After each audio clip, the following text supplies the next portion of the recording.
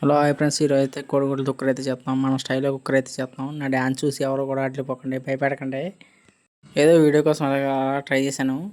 చూద్దాం. ఇప్పుడైతే మనం ముందుగా పెనం పెట్టుకుని పెనంలో నూనె వేసుకొని ఉల్లిపాయలు అయితే కోసుకొని అందులో పోసుకోవాలి.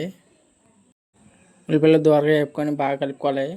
చూడండి, ఈ విధంగా కలుపుకొని కొద్దిగా ఉప్పు అయితే చేర్చుకోవాలి. ఎందుకంటే ఉప్పు వేసుకుంటే బాగా ఎగుతాయి ఉల్లిపాయలు. కొద్దిగా అల్లం పేస్ట్ వేసుకొని బాగా కలుపుకోవాలి.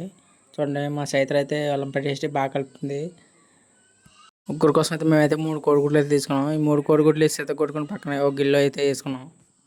ఉల్లిపాయలు అయితే వేగిన తర్వాత కొద్దిగా కారం, కొద్దిగా సాల్ట్ వేసుకొని బాగా కలుపుకోవాలి. ఈ విధంగా కలుపుకొని మనం ముందుగా కట్టుకుని కోడిగుడ్లు అయితే అందులో వేసేయాలి. ఇప్పుడు గుడ్లు వేసుకున్న తర్వాత బాగా కలుపుకోవాలి. బాగా కలుపుకుంటే మనకి ఈ విధంగా అయితే ఉక్కర్ అయితే రెడీ అయిపోయింది. ఇప్పుడైతే మా అమ్మ అయితే అన్నం పెట్టింది. దాంట్లో కొద్దిగా ఉక్కర్ వేసుకొని బాగా టేస్ట్ చేద్దామని చెప్పి టేస్ట్ చేస్తున్నాను. చూడండి ఎలా ఉందో కలిపి చెప్తాను. కలుపుకొని తింటున్నాను. సూపర్ ఉందని చెప్తాను. సూపర్ అయితే సూపర్.